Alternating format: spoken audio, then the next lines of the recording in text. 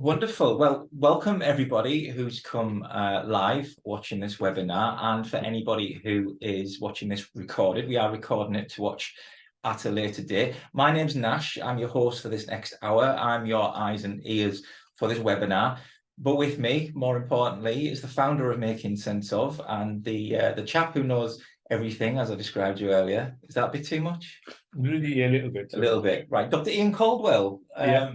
Welcome. Thank you so much for having me. We have these kinds of chats quite on a regular basis. Yeah, and we'll explain that a little bit later. But yeah, I'm Dr. Ian Caldwell. I'm a chartered psychologist, working in organisations and management, and also working in mental health and therapy. And these worlds come together to allow us to make this webinar. Yeah, I'm Nash. As I said, I'm your host. I'm a videographer, producer, editor, and Ian very kindly asked me to come and kind of host this and just lead us through the next 60 minutes over workplace resilience. We're going to go through a few things over this hour. We're going to have quite a few topics of conversation, and we'll go through those in some detail. What we do have is a Q&A for you there. So if you have any questions over the course of the next hour, please do pop them in there. We will try and reach them at the end of the session. Any that we can't reach or get back to, we will reach back out to yourselves. And yeah, this forms a part of a number of webinars that we've got planned, a number of other things that we've got planned, which we might have time to get to at some point today. So yeah, resilience, myths and insights. We're going to go into, how resilience has affected us as humans over the course of centuries. We will relate that then to the workplace resilience, which I know is a lot of the reasons why some of our people are watching this today. How we build that. Is it possible to build it? How do we do that, if possible? We'll look at our self-care. What can we do to promote ourselves and our own well-being? And then learning organisation as well. Yeah. And there'll probably be some other topics there as well, as we often do chat. On and on and on. So we'll try and make this as easy for you to watch as possible. So resilience, shall we start off with a biggie? The introduction that you give, and you did say earlier, you've got far too much content, and I was like, nobody did. And then I've just listened and think this is a lot. But the reason for the webinar is to, we look at mental health and wellbeing in the workplace, and we're commissioned by County Durham Training Hub, and this is small and medium enterprises across County Durham.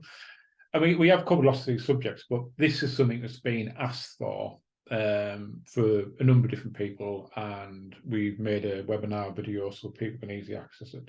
Yeah. And it comes up. So I think, this is the structure of the session. What's the myths and insights into resilience? Because it is a contested idea. The idea, can you teach resilience? Should people be taught resilience? Should they toughen up? Young people today aren't as resilient, so you get this. We've had that conversation, yeah. We have, and you will explain where you can listen to that. So there's a little bit of mythology, and there's quite interesting research, which is the first bit I'm going to dive into. Then,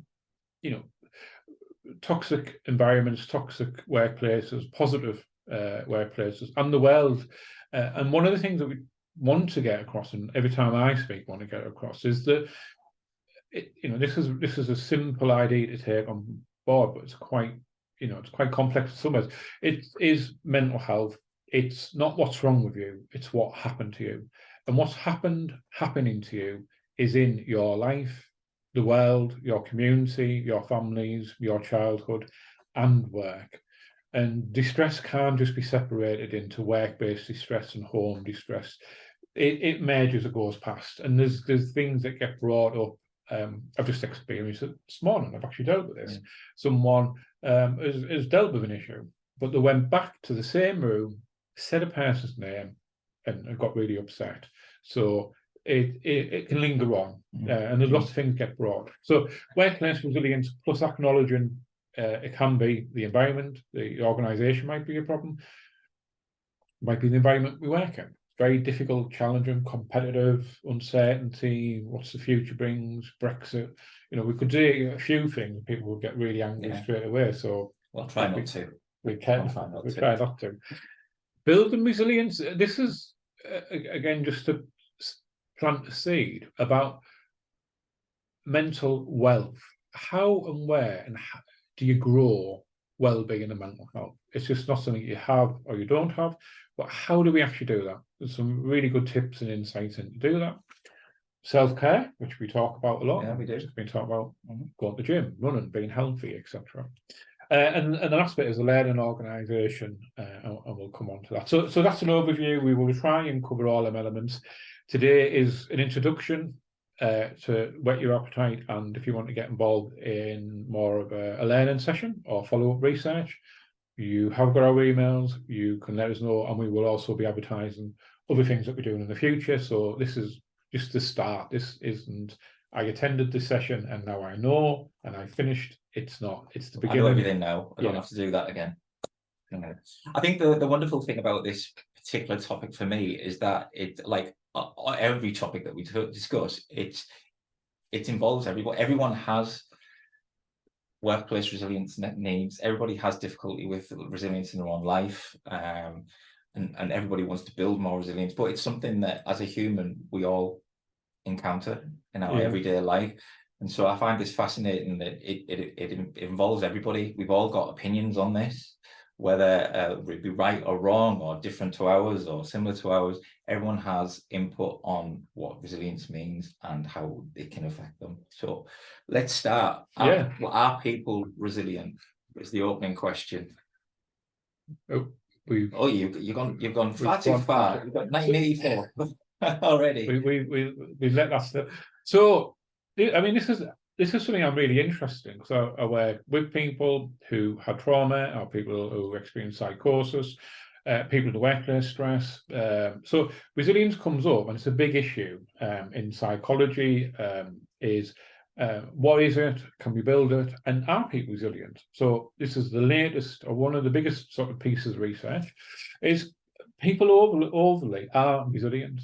And there's an idea that we've got about 2 years worth of reserves where we can be put into a lot of stress and it slowly wears down, and about 2 years to fully recover from that. So people are resilient, but it doesn't mean that they're superheroes and they can take anything on board. I know you're a great believer of we as humans have a lot of innate ability to overcome a lot of the problems that we have.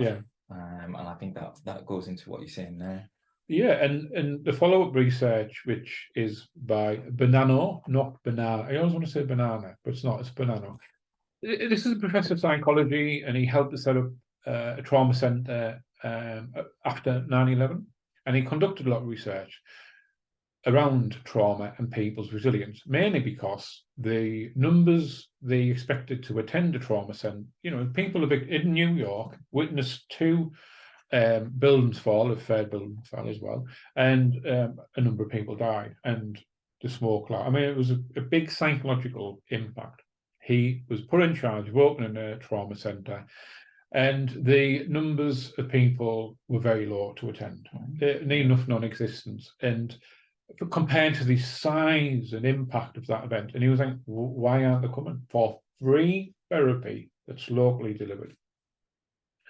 So he conducted research, and he found this number of, depending on how you use the methods and what definitions, basically people respond and recover or reclaim themselves. And he uses this phrase, which was really important: a potentially traumatic event occurred. So it's not an event happened, it's not automatically traumatic, it's potentially traumatic, and that can then impact on who experienced, how they experienced, how, in this case, the uniformed services reacted. So if you see lots of people turn up, it starts to help you process it, you feel safe, someone's in charge, rather than if no one turned up, it could have been a lot worse. So there's lots of variables, but 55 to 85% of people return to normal function within 2 years of experiencing something called potentially traumatic event. So the research is, the norm is to recover over time. Now, there is subgroups, and there is particular types of trauma or potentially traumatic events over time with neglect and other factors where that doesn't happen, that number doesn't happen. But overall, people are resilient, and people return to resilience after experiencing something between 55 to 85%. So I think that gives us hope, and also to consider the ones who don't, why, and what can we do about that? Yeah. Is that potentially traumatic because we might witness the same act and I find it a lot more traumatic than you do? Is that why it's potentially traumatic? The individual differences. The threes in warfare is that if you are put into the field war, who you meet and how they respond to the first attack or bomb, it's really important. So if you have a very experienced commander or general, and he's just like super confident, and you're absolutely terrified, very low levels of traumatic experience. If you go in and you've got someone who's just qualified and they're a bit new and they haven't been to this environment before, so who you meet really starts to impact on that, as well as individual differences, but not as much as who took charge, what level of control, and what level of confidence, and what level of leadership existed in a time of trouble. Turbulence on a plane. I look at the flight attendant. If they're happy, I'm fine. Yeah, at least I think they are. I agree. I did that recently. I was kept every time I go, she's just filing the nails or texting someone. It's like pouring a coffee out. It's like, that's okay. I'm nothing to worry about. Yeah. So you've written down some key factors there, and I know you mentioned some of them briefly already, but yeah, if you just go into some more detail with that. Just to pick up on the research, then I'll go back to the two other factors. So this is Professor Simon Wesley.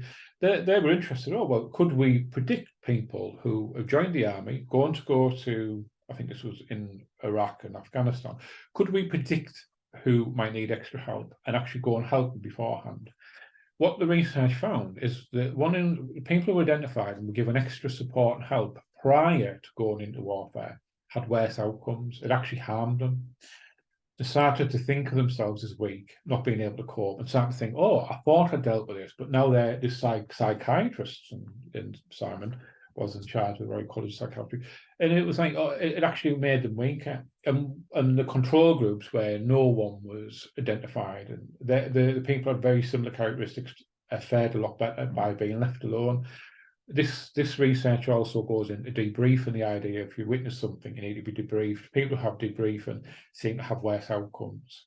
People who are return to normal functions fast as they can. Seems to always involve a cup of tea. I don't know if that's an English thing. Yes. But cup of tea is about someone looking after you. Are you okay? Yeah. Sit down. It's all going to be okay. Talk about something else.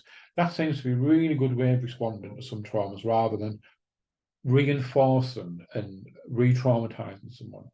So the two factors there to follow on is flexibility, being able to be a flexible, adaptive. This has happened, wasn't supposed to happen. Someone's in charge. There's flexible thinking, flexible approach, flexible way of being, and optimism, positivity. This will pass. It's horrible. It will pass. And no, not just starting being really positive immediately, but a sense of, someone has said, you'll get through this. It's okay. And if you look at first responders, and there's a book called Whiplash, I think it's called, and it looks at medical conditions from car accidents. The first person to speak to you after a crash is really important, because it can either make you have whiplash or not, by how they act, what they say, how positive. It's like, don't move, this is serious, we're really concerned. You can start to embody the trauma, where if someone's like, okay, I think you're going to be fine, let's get you moved, let's check you over, I've seen this before, I know what I'm doing. It's like, oh, you're starting to relax. So you can actually embed behaviour by the person who turns up, which is quite interesting as well. Yeah, I think what's fascinating about, you use some examples there, some extreme examples of warfare and 9/11. But I think what's really fascinating with that is that a lot of the things that you can be talking about aren't necessarily for those extreme examples. It's the same principles that apply to everyday life, to everyday being. Yeah. And I think moving on from that is, and I think it's a topic that we'll be talking about a lot of today, is about workplace stress, workplace resilience, and the difficulties that we all will have at some point in our life and at work. I know I make this point, I leave this point a lot, that we're at work for 8+ hours a day. Such a long time of our lives are at work. It's such an important part of society.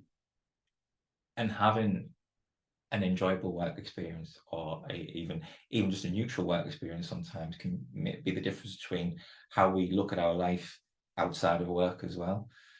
So let's just go into, Yeah. you know, you've got the toxic work there, some great examples. And toxic world as well. So Yeah. I think we all know the type of things that go on. One of the things I would say about this, so it's like if you're going to be around people and work with people, that we're quite a complex animal, and we don't always know what we're doing. So we have a thing called a deceptive mind, which is just a set of research showing that people have biases and blind spots, and people have agendas, and people sometimes have very strong emotions, and some people aren't fully aware of what they experience and how they behave, and sometimes we become aware of them sometimes after the fact, and we've all, you know, lost our tempers or done and said things we regret. So I think it's taken into account that we're dealing with people, and people are complex, and not everyone gets up every day and say, I'm going to make everyone's lives miserable on purpose, but they might actually do that. There is a chance they might not be fully aware of what they're doing or why they're doing it, or they might just think they're justified or doing something, or it might just be things that aren't dealt with. Both of us have been managers in different places and different, so we know about management. It is a very difficult thing to do. Small groups, big groups, large organisations around the country. You know, there's real big challenges. And also, why we put the other picture in, if there's a group thing or a culture or a government that's oppressive or local things that might be impressive, we're dealing with targets, and we're dealing with funding, and we're dealing with sales, and we're dealing with cost of living. We're dealing with a lot of external stresses that can seep in, and then we're dealing with people's psychology, which is quite complex. So realizing that this is something that we need to deal with it is really important. And I can't think of any workplace that shouldn't have this conversation and start to acknowledge it, talk about it, bring awareness, and try to resolve it rather than they're right, I'm right, they're wrong, that type of thing. We really need to think that work can be very toxic, even if we try not to, and the world can be very toxic as well. So images just to bring that out, really. Yeah. So, some of them things I've just talked about, these are things that might cause some of them problems, like, you know, I think just stress management, understanding how much pressure you've got, how much time you've got. Have you developed the skills? Have you utilised the skills of other people develop stress management skills? Is that a conversation you can have with people? Is that a touchy thing? Do you think, I'd like to talk to you about your stress management, but you're a bit defensive and I don't know how to approach it? Even if you're a manager, you know, you might go, oh, that member staff, I need to think about how I introduce that. We've talked in the past about some people I've managed, I felt that could use some resilient support, and how do I do that as their manager? And I found that quite difficult. Absolutely. And lots of standard we've already covered. Problems of living is human problems we all have, and they come up and go. Cost of living, targets, poor communication. I think communication, negative relationships, before we go back to communication, I think communication is really important. And we'll come on to a bit. I think that's a really big core. Forced competition. It's a competitive world. Even the voluntary sector, social enterprises and other commercial enterprises, there's a lot of competition, and it feels like it's hard. And, you know, if you're running shops and businesses on high street, you've got the internet to deal with. You've got, you know, big company. So there's a lot of competition out there, and that's hard. And we can't win every competition. No, you know, you're going to lose some. I just walked past a shop that was open 2 weeks ago that's closed. It was a really large shop, probably employed 20-30 people. Hartlepool does not here anymore, and, you know, that's 30 people's lives, and we've got to go and find jobs elsewhere. Or other people might be at work thinking, this doesn't feel like a safe place. I'm a bit worried about the future. I'm going to pay the mortgage. Can I pay the rent? You know, can I buy food? I hope my child doesn't grow too fast this year because I can't afford the shoes every 3 months, or uniforms, or, you know, and the washing machine breaks. You know, I listened to a story on Radio 4 with 2 people in work. The washing machine broke and the car needed fixing, and they had that debt 2 years later. Yeah. So, you know, really big things. Labeling, negative self-talk, negative social talk, is a habit. And, you know, we know on the internet, negative stories travel 2 or 3 times faster than positive stories. the same as in organisations, rumours, gossip, negative stories, or even just talking to ourselves, wearing ourselves down. You know, we can change the way that we talk to ourselves, and you can try and deal with some negativity if people are spreading things. You know, in the relationship research is 4 to 1. For every negative, have 4 positives to say, and that seems to counterbalance it. If you just do 1 to 1, people remember the negatives, and it wears people down. So just not saying don't say anything negative, just you think in the workplace where somebody might be labelled rightly or wrongly as one of the more negative members of staff, maybe not getting a 4 to 1 ratio quite right.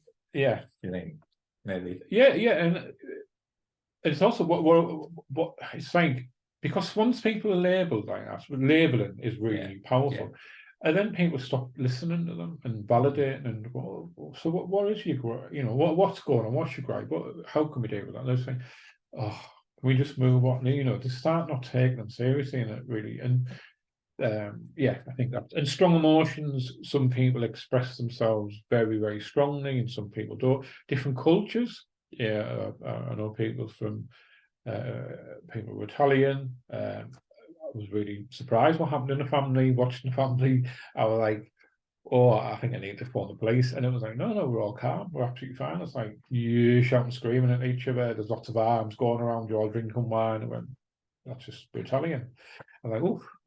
But there's kitchen knives everywhere. Yeah, and it's like, it was in the kitchen. It was a bit worrying. But it was all safe. There was no one was actually no bad feelings whatsoever, but you were very expressive. That type of contrast happens in teams and in families and in relationships. And so what someone's tolerance and acceptable behaviour, someone else will find really difficult. And we need to talk about it, because it might just be I try and avoid conflict and argument. And I realise it's not helpful. I might actually avoid really useful conversations. I'm working on it. One of my areas I'm developing. Because conflict is an opportunity to clarify and to actually come closer. I think if two people are in conflict, there's probably something keeping them, and it happens regularly. Yeah. Something's keeping them together. So they might actually both have really good a vested interest in something, but the way they approach it is showing up as a conflict. But actually, let's try and work through this. And we actually agree we want to do a good job together, but how we do it, what we think is important, or the order, or priority, or the way we talk, that's where the conflict, and people go, oh, conflict's bad. Conflict, I think it's useful to help us to move forward, done in the right way. Yeah, of course. Well, again, this is such a topic that we could probably talk for an extra 20, 40, 60 minutes on, but if we could just move on to psychological safety. You've gone in great detail there about some of the toxic workplace, why and how that might happen. How can we protect ourselves? How can we ensure that we feel safe? Yeah, I think this is a good example. Yesterday this happened, and I used this phrase. So yesterday I'm in a partnership. It's got health, it's got social care, it's got primary care, it's got voluntary sector, and probably some private business. But and a couple of people raised things. You could tell straight away. There were 20 people in the room. Some people are a bit uncomfortable, and then one person raised something in a way that wasn't really helpful and was probably getting a bit abrasive. So we talk about psychological safety, is that people should feel valued. So feeling valued is, we hear, we really do value what you've got to say. We are going to give you time. And we need to make sure people feel safe. People feel safe might be just the people listening, thinking, I don't want to be part of a big argument. So making sure that you feel included and valued. Making sure that it's safe to learn. Now, safe to learn really means, which we've talked about, which we've just talked about, errors, mistakes, things going wrong. And it's learning from that, and making that acceptable to say, I'm a researcher in deliberate practice. So the idea of being error-centric is focusing on mistakes and learning from them. And it's not a cliche, it's a real genuine thing about how can I, how did that go wrong and how can I improve? And then how can I write that into a plan? So safe to learn means it's safe to make mistakes. And I know that some organisations, no blame culture, but if you're a whistleblower, you get sacked. So no blame culture goes so far. So I think we really need to think, is it genuinely safe to learn? And can we exhibit that? Can we model that? Can we tell people? Can we show that? Can we reinforce it? Can we discuss it? Is it safe to contribute? You know, someone shares a meeting and they're the only person allowed to speak and everyone else is closed down. That's not a good place to be, is it? If that's a manager, a leader, a team leader, you know, is it actually safe to contribute? And that, my belief is, everyone in an organisation, every level, of this idea called starfish, where it's that everyone's got a good idea and everyone can contribute, and not a hierarchical. The more senior person's got the good ideas, everyone else less. That's not true in reality, not true in research. So is it safe to go, by the way, I've got a suggestion, I've got an idea? Do people feel okay doing that? Can you model that? Can you demonstrate that?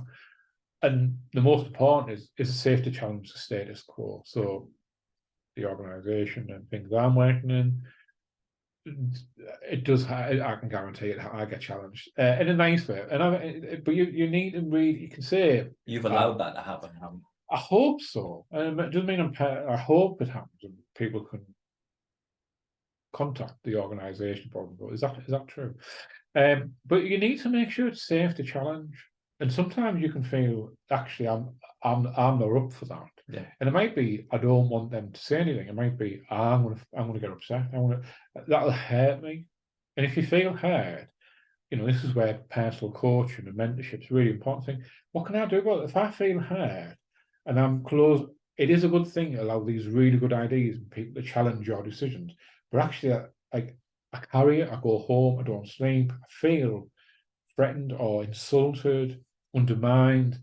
That's your issues caused by that situation. You need to think, where's that come from? How name it. If you can put a name on it, if you can identify where it might have come from, definitely speak it through. You can do it in coaching, you can go and do counselling, you can do self-help, read about it. But that self-awareness, acknowledging that's a problem and telling someone else is like, that's actually, I know it's a cliche, it is a brave thing to do. It's difficult, isn't it, to go, I'm finding this a bit difficult. Yeah, it is. And you talk about those things. I mean, some of the most positive work experience I've had when those 4 particular safety issues were available to me and I felt included, it was safe for me to learn. I was able to make mistakes without the fear of retribution or anything like that. And I felt open to let that. It opened my mind to learning, because I felt like I could. It was going to be anything that was going to happen was going to be successful for me, because these 4 areas were met at that particular time. And I hope some of the people watching this now have had some of that experience as well. Conversely, a lot of us will have the opposite of that at some point in our life, often in our workplace.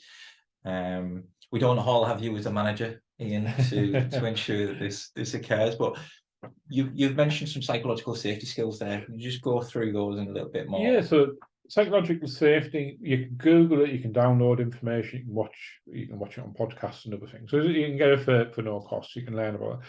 Some of the skills to put it into practice, I think, is really important. I think just you know, talk about it, open dialogue skills. It's being able to think, okay, we're going to talk about this as a subject, we're going to actually raise it in a team meeting. It's okay, we want people to speak, demonstrate it, show that open dialogue, open conversations, which is dialogue is different from conversation. A conversation is where the agenda's set and people really know what they're going to say. Dialogue is, right, we're going to put this topic up. What's happening? What do people think about? What question should we ask? How are we going to approach it? Dialogue's really allowing people to communicate and explore, to think, I don't really know what question. So can we talk about not knowing how to approach that? Or what do we mean? Some definitions, some examples, and then letting it just flow around and letting it materialise. And dialogue happens less because conversations are easier and agenda points are set, and you know, and because it's unwieldy and it's a bit risky, and but don't know what's going to come out. You don't, no. Which is part of the fun. Yeah. I think sponsorship, enabling others to succeed. Adam Grant, the psychologist, talks about this, like making sure that you really go out your way to make people successful in their lives. And if they get ahead of you, brilliant. And trying to support everyone to grow and be ahead of you. And I think enabling others is really, any learning is really good for yourself. And if someone goes off and prospers, it's like, it's a success, and, you know, it might make the world a better place. So it's like, paying it forward and contributing to others and giving people a hand up and all of them type of things, I think is really important. Yeah, the last one's that situational humility. It's about being curious, open, growth mindset, and whatever you call this thing that drives us, some people might call it ego, or our agenda, or our passions, or whatever it is. That's sometimes the problem, and being able to pull that back, not trying to be a savior, not always getting the right answer, not saving everyone, not showing that you do everything, I'm in charge. That's a hard thing. Sometimes we can really, you want to go and tell someone something or shout about something, and it's like, it's not appropriate, you need to pull that back. So be curious. Professional curiosity is a concept. Be curious about things and slow that down and think, actually, let me listen to that. And you may think, oh, I've heard this before, I'm going to dismiss it. You're not listening. So humility is, okay, I might not have got this right, but I know I've had a friend and he keeps saying something to me, it's genuine. And it's like, after a couple of years, I thought, I need to approach this different because this keeps coming up. And I'm like, yeah. It's like, no. Keep going. Why is this a topic that you're really interested in? Why are we not getting anywhere? And it's like, I get to change, I'm the problem. That person's trying to be heard and share, and I'm like, yeah, we'll move on. And then, I remember being a manager and listening to some of my staff's issues and difficulties, and it was very difficult to try and not answer their query and try and keep an open mind, say nothing almost, and just let them speak to a point where actually we get to the bottom of what the issue is and allow them to overcome that themselves, or at least try and help them with some tools to overcome it themselves. So that situational humility is something that I was able to develop over many years of my management style. Moving on, building resilience now. Now I know this is something we've discussed many times in the past in our podcast series, and unrecorded conversations as well. But you've got some things there. I mean, we've talked about mastering lots, but for the viewers at home, let's go into that a little bit more, and how important is that to our well-being? This is from a research from an Argentinian psychologist, and it is governed. There's a huge amount of evidence behind this. This is about maturing, and it's a very particular model of well-being, and about improving well-being, improving mental health. So maturing is this idea, particularly in psychology, we end up being really focused on individuals. And the South American developments, we're relational. We're a social animal. So we need to think about psychology from group or a social perspective. And that seems to really fit with the evidence that's been collected. So Maturin's about feeling valued and adding value. So feeling valued being, if you don't turn up, you're missed. Feeling valued is you've got a contribution. People smile and they're listening. And it's a reciprocal thing. So if we are feeling valued, we're being acknowledged, we're being heard, we're being listened to. And being valued drives up well-being. It makes everything worthwhile. It gives us a sense of status and feeling. And also being able to add value, being able to contribute, to make a difference, to help, to volunteer, to support. So these interactions of feeling valued and adding value is driving well-being. And the more maturing exists in organisations, in policies, in practices, and where we speak to people, well-being goes up, positivity goes up. So it's really important to make sure that people feel included. This is a lot of work that you've been doing around research into how the community affects us. It very much fits in with maturing. I know you've done some work previously that centered around a coffee shop in town that is a central hub of well-being in Hartlepool specifically, and that's not by accident. That's the feeling of community, the feeling of being part of something greater than yourself. Yes, I think it's something that we need. Even when I've trained frontline staff who are dealing with stressful situations, and we get talking about customers and clients, and it's like, add value to their lives, let them add value to yours, and it's a different way of putting that sort of adversarial, these are the problem, into how can you let a person know that, what do you know, what are you interested in, what can you help me with, and how can I help add value to you? It's like there's no wrong answer. If they've come to the wrong department and you can help, then help, rather than you're at the wrong department, go somewhere else. Which put you on hold for another 10 minutes. Yeah, and it's like, you know the answer, just say it. It's like, so it's trying to think, what do you want? What actually, why have you turned up? What do you want? How can I help that? And also, can I add any value to your life? And can you add any value to take an interest and listen to people and talk to people?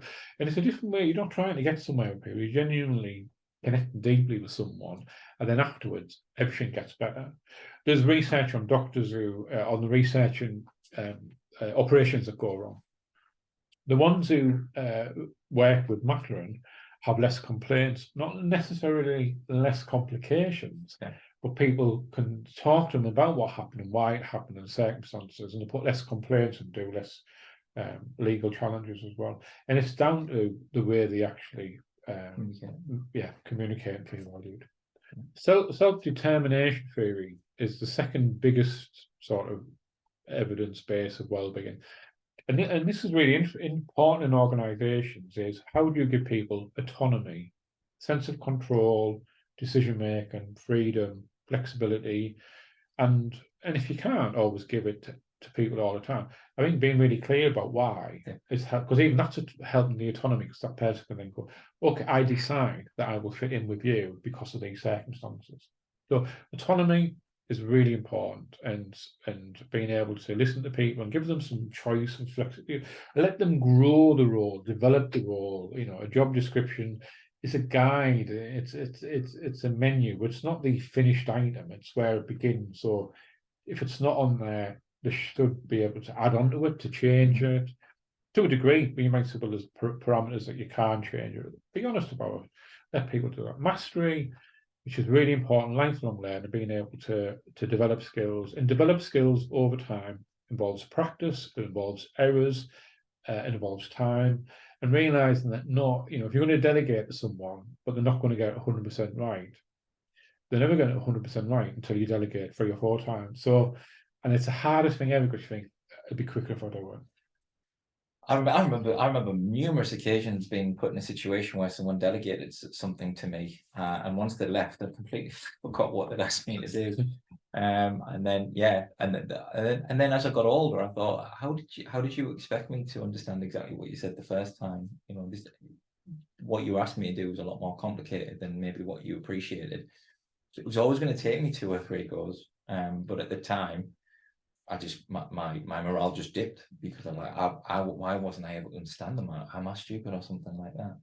So it was a lot more complicated, and it's only after the fact that I've been able to understand some of those situations. Yeah, there's a thing called tacit knowledge. So tacit knowledge is how you do something and how you describe someone.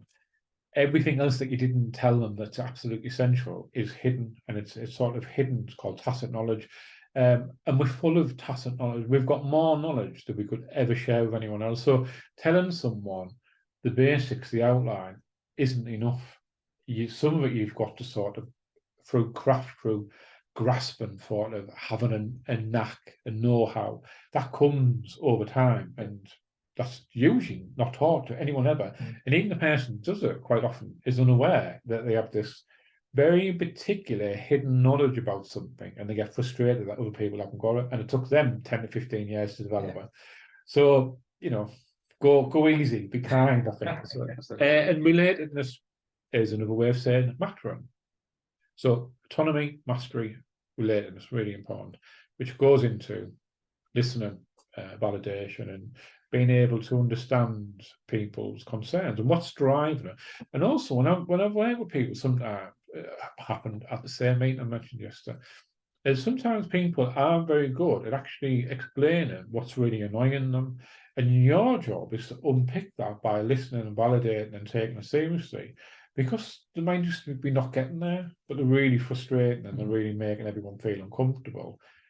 And that might become from their own frustration of, I've got a point to make and I can't really do it. I'm really annoyed, but I'm furious about it.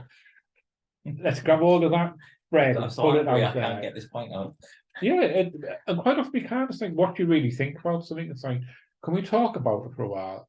And then I might learn, I don't know. Yeah.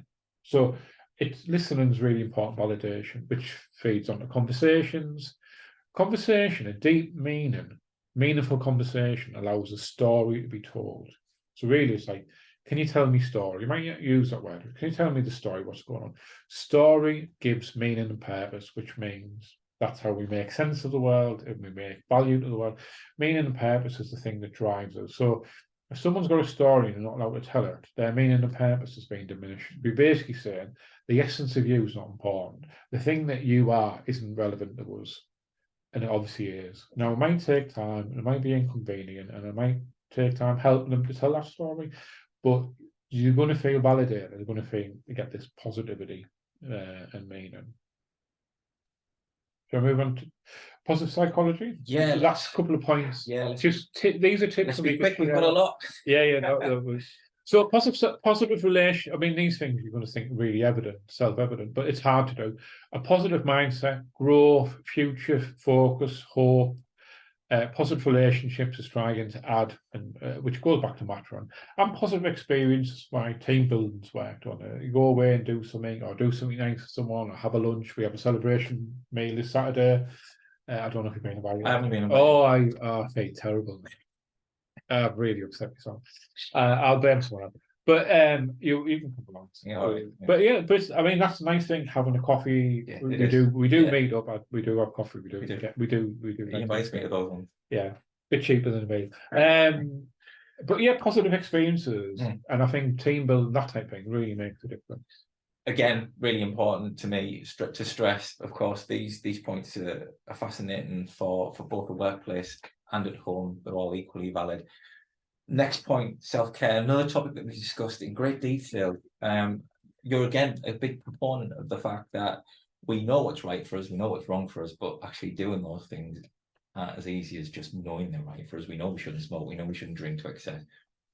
These fit into similar kind of categories to that. Yeah, in many ways. It is hard to do these things sometimes. Yeah. But I think you really emphasize on the ability to rest. Even if you're at work, sometimes you need to rest, you need to slow down and take some time. Sleep's really important. You should be aiming for 7 to 8 hours. Now, that's not every day. In the summer, I'm down to 5 hours between March and June. Quite like it. Loads of energy, very positive. At other times in winter, it'll go to 7, 8 hours, and I don't feel as energized. So, but overall, we should be trying to get 7 to 8 hours more regularly than not. But if you're waking up refreshed and you're fine, don't worry about it so much. But people are depleting the sleep. Young people are doing it. Adults are doing it on the phone. I woke up, I couldn't sleep, I got my phone out, and next thing I'm awake for an hour or two. The blue light's hitting your eyes. So this is adults, this is for young people. We need to be careful of that. Daily habits, the key to all of this is put it into practice and put it into practice again and just make it second nature. I run 5 times a week. I run before work every day. It was just easy to do. I want me 10,000 steps. I want to be fit and healthy. I want to change. I want to become a little bit more disciplined. Couch to 5K. I'm not a runner previously. And now it's my life. It controls what I do in the morning. It prepares my mind. And I love that. And I think them daily habits of doing positive things, complimenting people, any daily habits where you want to put something in, gratitudes, on the night, I did this for 2 years, probably just do it more as a habit now. Don't have to do it. For 2 years, I wrote down 3 positive things for the day. The first few months I found hard. I could only think of 1 or 2. After a few months, I was like, I had so much to write. I was like, I need to stop this. So gratitude is really trying to reframe the way you see the world and be grateful and thankful. The last one there is really a very, very important idea, is around self-care. Are you dealing with problems or circumstances? And now the difference is, a problem is something you're going to do something about, and you can seek help and you can set a date and a goal. A circumstance is something that you might think is a problem, but actually you're not willing to change it, or you can't change it. That's a circumstance. A lot of people I hear approach circumstances as if it's a problem that they're not going to change. So therefore what you're doing is you're upsetting yourself, and you never intended to deal with it. So is it a problem or is it a circumstance? You've got an example of that? Yeah, so of what that would look like. It might be that you've locked into a work. It might be a contract at work, and you're committed to completing it, and you've got 12 months to go, and there's lots of things that's really annoying you, and you're really upset, and you don't really want to do it anymore, but you are going to do it. You've made a commitment, and you promised a client, or you promised your colleague, whoever, I've committed. I'm unhappy. Then a level of acceptance has got to come in, because you know you're not going to stop doing it. You know think you're it not is a going to give up. problem, but it's actually It's not enjoyable. But turning it back into a circumstance is, do you know what? This part of my job is really it's not going very well, and I have to do it for 12 months, and it's something I don't really want to do, but I've committed to it. Every day going, what is the problem?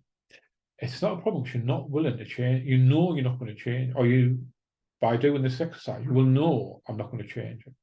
So is it a problem, or is it a circumstance? And circumstances can change. And in a year's time, it might become a problem of, I've now hit the point of no return, and I'm going to do something about it.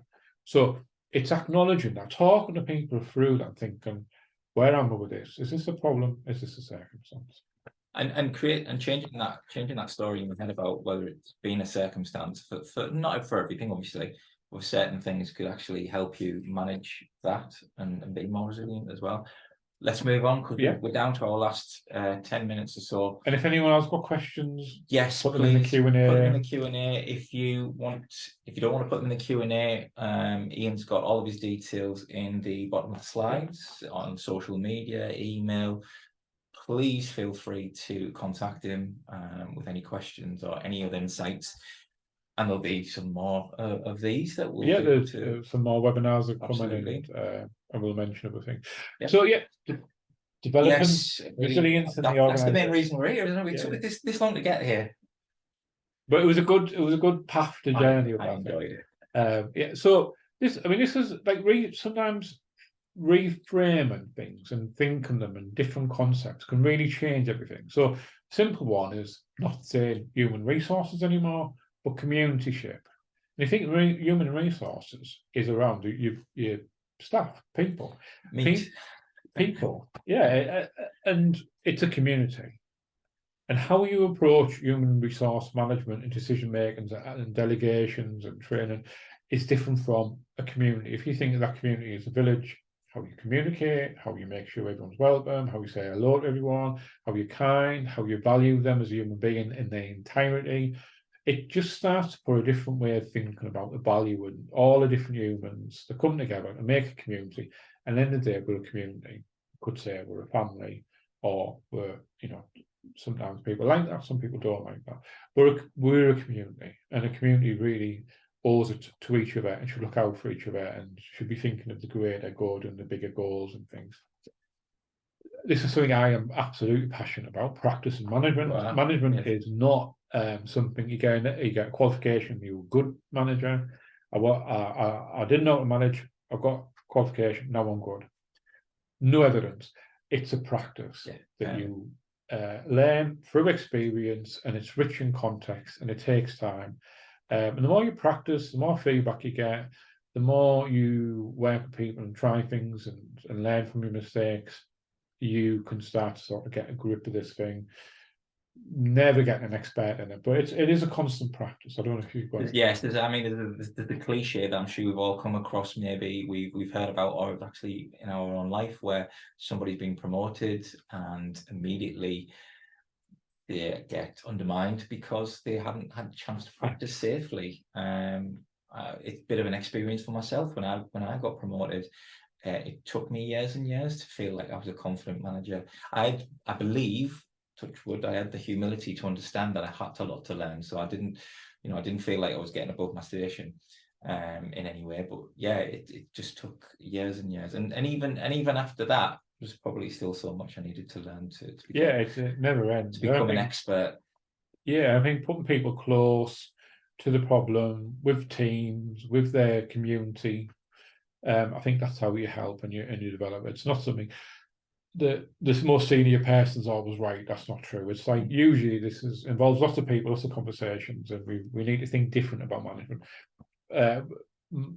We will be doing a better results session on practice and management. Will be some opportunities to get involved in workshops and attend that workshop as well. So we'll be coming to talk about comfort zone, getting out of the comfort zone. When you get out of the comfort zone, you will get things that make you panic. The key to that is turn every panic into a learning goal. So something that makes you feel uncomfortable, and it might be dealing with conflict in the workplace. Read about it, get a coach, go on a course, test it out, acknowledge it, turn it into a learning goal. Don't avoid it, and don't try and navigate around that. And I think that links with travel first and travel together is if you're going to think, right, I want my staff to find things that are outside their comfort zone, do that change and do that as a development, and I want a learning organisation, do it yourself. Do it yourself and make sure you pick things that are really uncomfortable, and then use that humility in the way that you walk. First travel alone and then travel with other people, knowing that's what you might think, well, that's quite an easy thing to overcome. I have no issues with that. But then you will have something else which is hidden. You don't tell the people about things, but I really struggle with this, and they don't. So it's getting out of the comfort zone and realising that everyone's at different places. And then the last few things, which we've sort of mentioned, is listen, curiosity, active listen, non-expert approach. Don't be, well, I know, and I go back to practice and management. Managing immediate needs and expectations. You do need to do things. You do need to deal with things. We're acknowledging that you might not have all the answers and how you go about that. Enabling goes back to autonomy, sense of control, options, networks, social networks, enabling people to get involved, and making positive choices around the resources that you've got and trying to help people. So this is a whistle stop. A very whistle stop. So much. This is a couple of days. I know that each of those you could speak for another 45 minutes on each of those topics individually. So yes, I hope you've really enjoyed this hour. If you're watching at home, or if you're watching, you're having an early lunch break, enjoy your lunch. But if you're watching this afterwards, I hope you enjoyed it. As Ian's just said, it's a very whistle-stop tour over a number of subjects that Ian will be covering in more depth over the next few years. This is a central part of, there's going to be very much a hub system with making sense of where you'll be able to access workshops. You're going to be discussing self and productivity, as you said, amongst many other subjects. So do keep an eye out on social media. As we said before, please contact Ian if you've got any other questions or queries. Ian, anything before we say goodbye that you want to have missed off? Yeah, I mean, if there's any questions, we're happy to answer them now or later in emails. And as you said, you can contact me on social media there.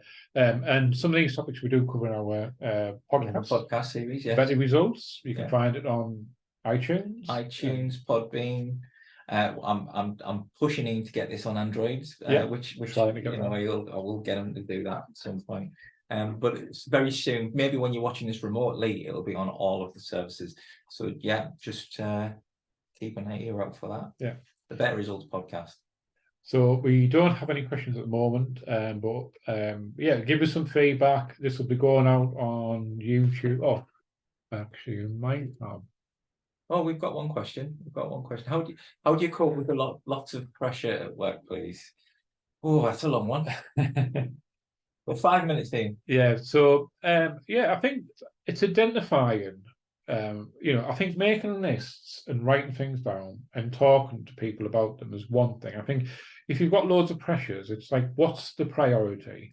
And it's really being honest, talking to managers or talking to commissioners or talking to commercial partners or purchasers, whatever it is, to say I think it's being honest about that and trying to go back to people and explain the circumstances, because you've only got so much time, you've only got so much energy, and if you're trying to do everything all the time to everyone and not let people down, you're going to fail, and the failure will be in massive internal stress, and it won't be any good for your reputation or anyone else. So being able to acknowledge what work you've got, what priorities, and communicate with people, let people know, be honest, and preempt expectations. We started a new contract recently, and for the amount of money the contract was, before we signed any paperwork, I said, the number one thing you need to do is manage expectations.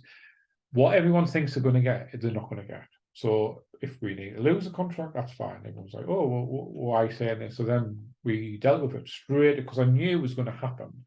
So if you know something's going to happen like that, you know, it is a bit of bravery, something I wouldn't have done a number of years ago. I just got on with it. But I thought, no, we need to manage expectations, let people know what's happening, when it's going to happen.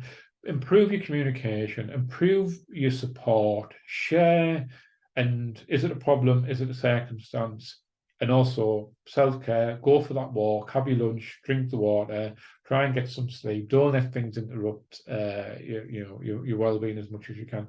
But yeah, seek some help. Spot on. Perfect. Great.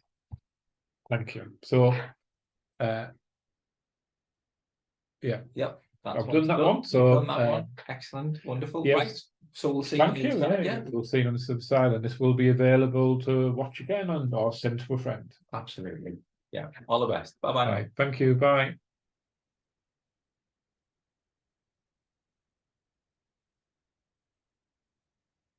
Wonderful.